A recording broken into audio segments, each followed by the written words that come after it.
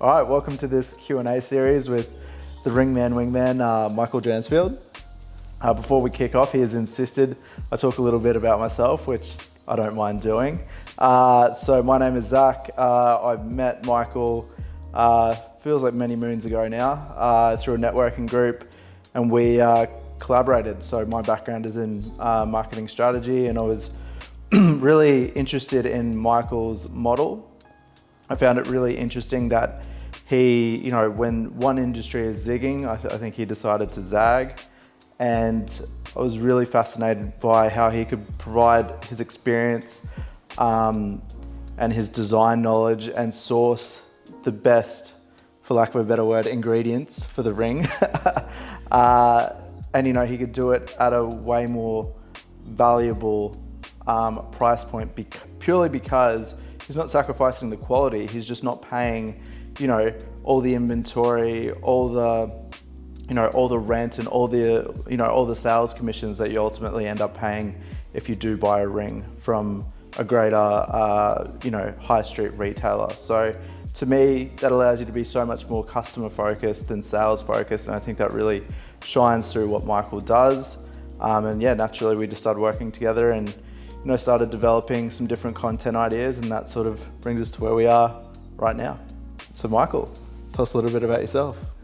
Oh, well, Zach, I've been in this jewellery trade for 46 years now.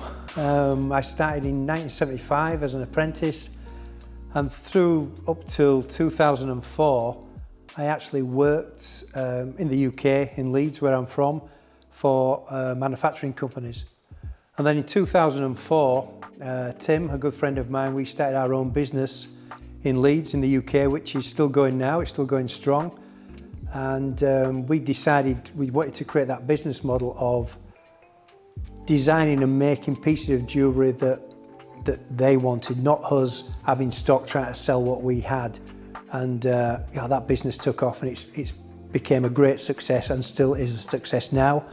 And then obviously I'm here now in Australia, and I've started Burgundy Bespoke Jewellers.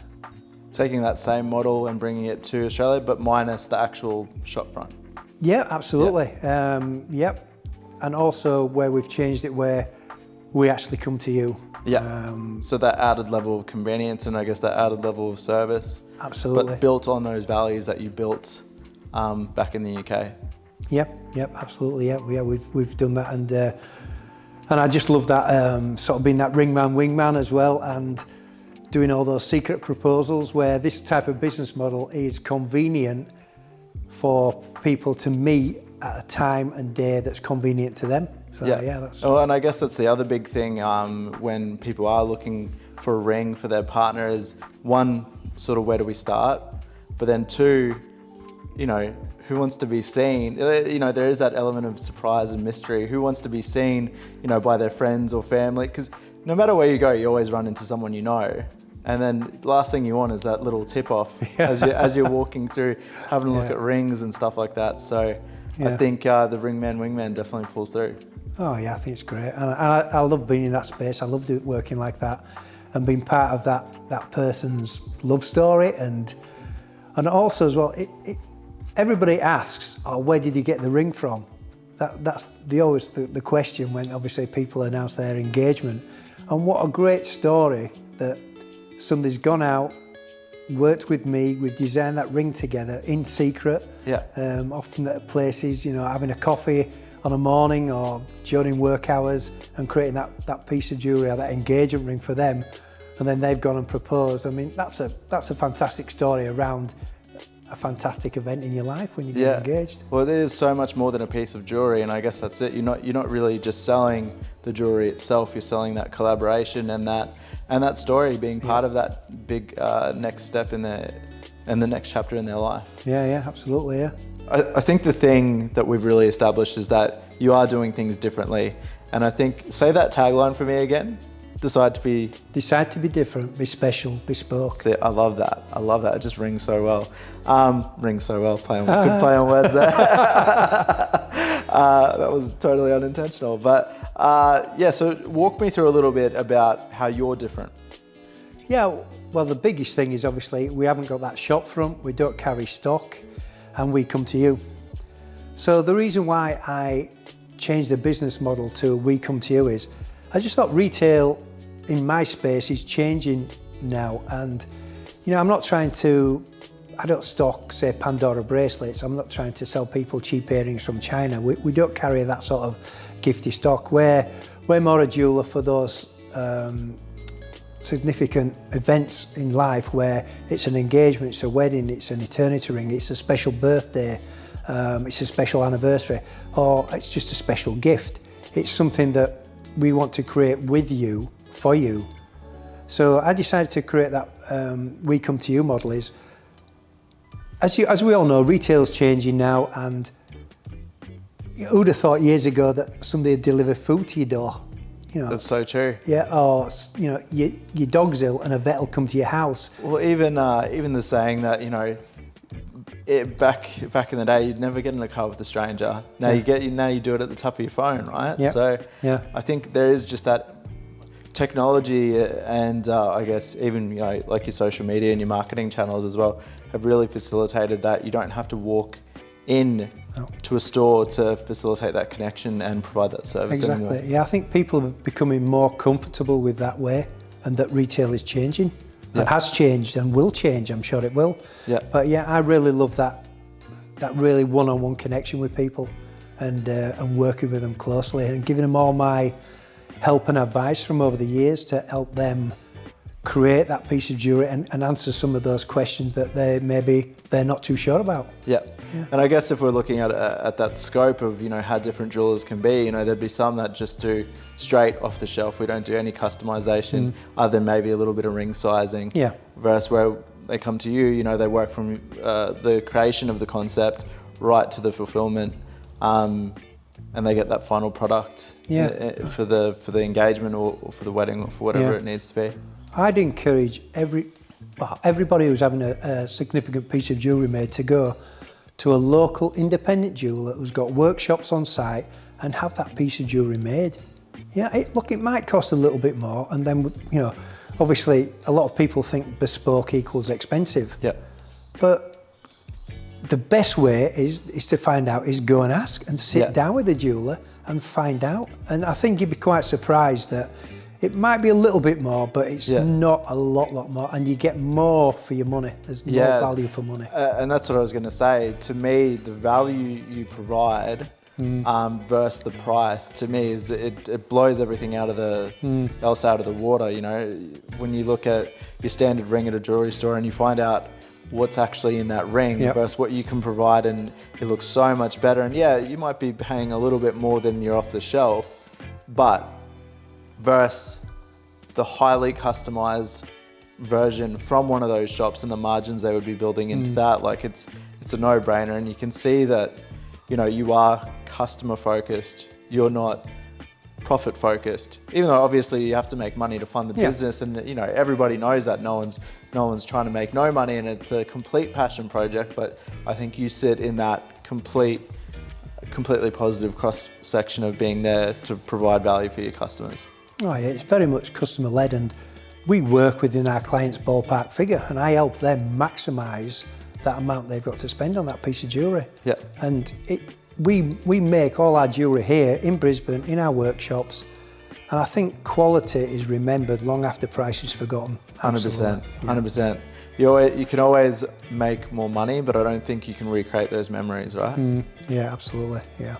I think, you know, speaking from a male's experience, that is getting the pressure to propose. I am waiting for you to come to see me. Well, we do actually need to check after this. Katie will be very happy to see this video in terms of we got to talk. But yeah, walk me through, you know, if a guy's interested in, I mean, I know talking from my personal experience, like it's almost too overwhelming to think about, not in terms of, you know, making that decision to propose, but like, okay, who do I talk to? What do I get? What does it look like?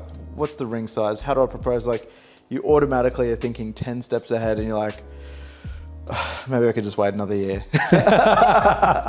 But let's talk about the excitement about getting, you know, getting this proposal underway. So how would someone, you know, come to you find you and walk through that process from start to finish? Yeah, I think a lot of people are finding me obviously through Google.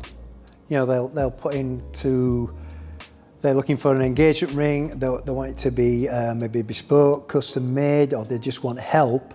And yeah, so lots of people find me through a Google search, and obviously word of mouth as well. I'm getting a lot of clients now, a lot of recommendations, which is great. So yeah, so somebody could find me through Google, they contact me either by email or phone, and then we'll have a quick chat. I can find out what they're looking for, and then we arrange an appointment.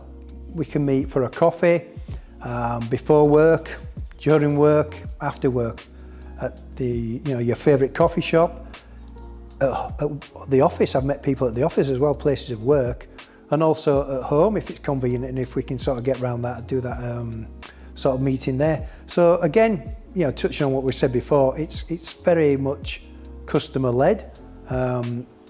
I'll sit down with them and I'll give them all my help and experience to answer those questions where you say it can be overwhelming. Look, I've been doing this a long time.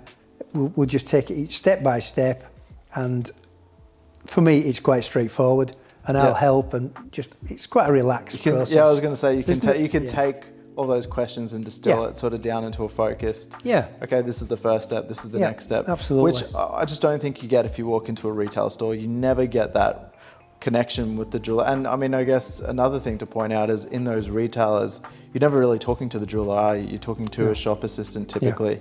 Yeah.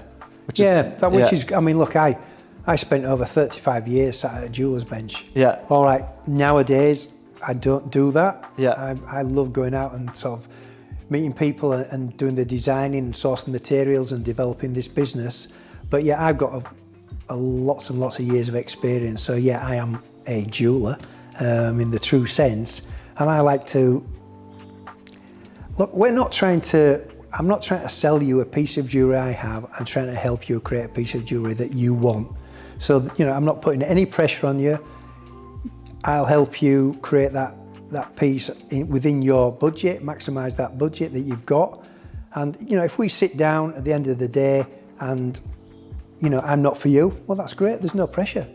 And I think that's a really good thing to highlight, because I think when we typically do start a sales process, some people are very, deal driven and won't, sign a dotted line unless, they're extremely happy with the price, if they're buying a car or something like that. But I think like 80% of us, are probably a little bit, okay, if I start this conversation, I'm going to end up walking out and I've bought a ring, you know what I mean? So I know I definitely work that way. If I go into anything, I'm just like, I'm not going to look anywhere else, here's my card. Yeah. So do you think that sometimes holds people back from starting that conversation because they feel that they will potentially be pressured into a sale, and maybe that's another way you really differentiate yourself, like you were just saying? I think so, definitely. I think that just gets into people's minds that they're going to have pressure put on. Whether with me, it's completely opposite. Yeah. Yeah. I want to help. And sit down with you and have that conversation, just in a relaxed. Yeah.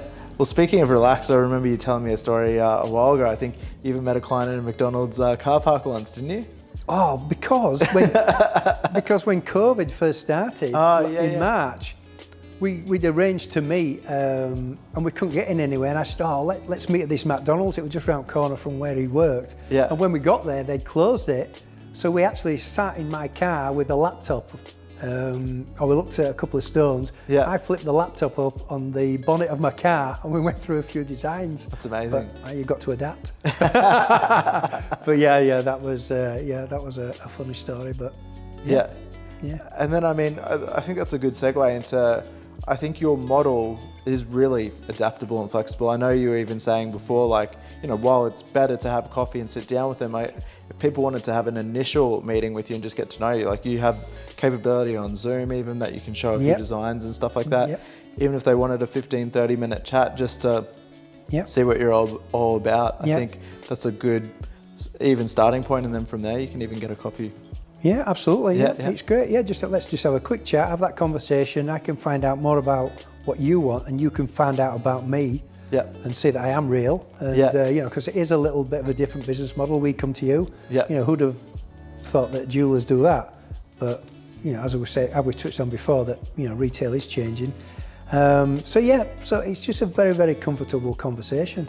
And I'm here to answer those questions, where one question I often get asked is, how much do people spend on an engagement ring? Yeah. And my quick answer to that is, spend what you can afford. You know, it's not always about how much you're spending, it's the sentiment behind it and that piece of jewellery that we've sat down together and designed together and made. You know, 100%. It's all about that. It's, you know, we've all got different budgets, we've all got different amounts to spend, and I can work with you on that. And I've worked, look, over the last year, I've made engagement rings for 2,600 and we've made another ring for 58,000. That is a massive difference, but I'm there for you to work within your budget. And I think that's the thing, is like we're always looking outwards for other, you know, barometers of, you know, how we should be doing and how much we should be spending. But I think, you know, what you've just said, you know, your model is so focused on that individual customer. You know, you don't need to feel the need to spend any more, because you'll create a custom solution for their budget. Absolutely, yeah. And people come to me sometimes with whether maybe get a little bit confused on things, and especially the 4 Cs when it comes to buying a diamond.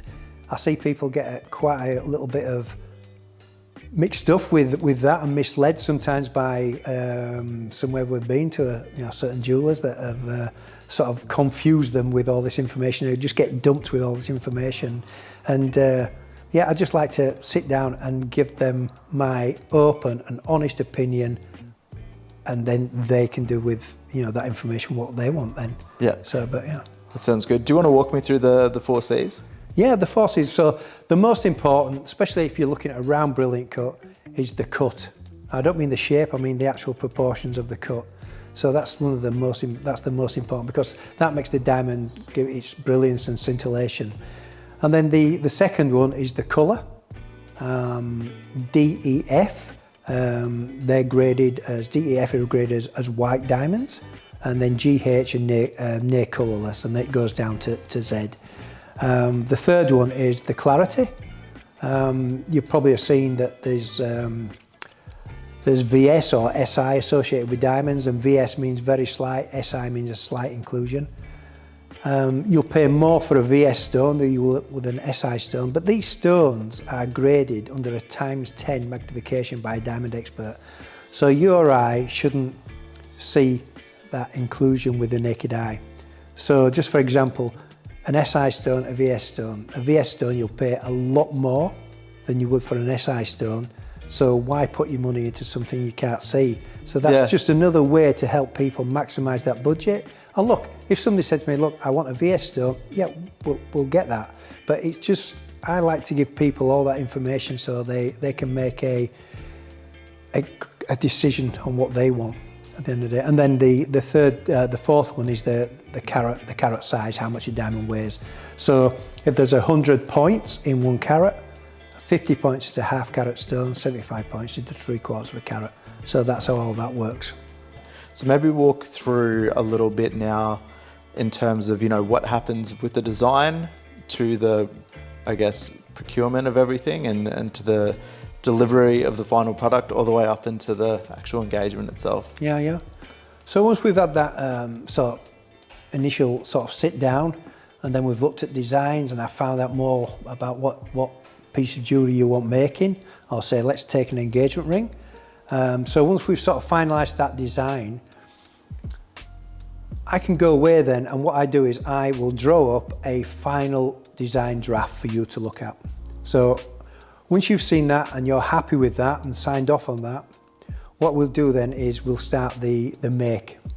Now we ask for 50% deposit to start the make of the ring, and the balance on completion.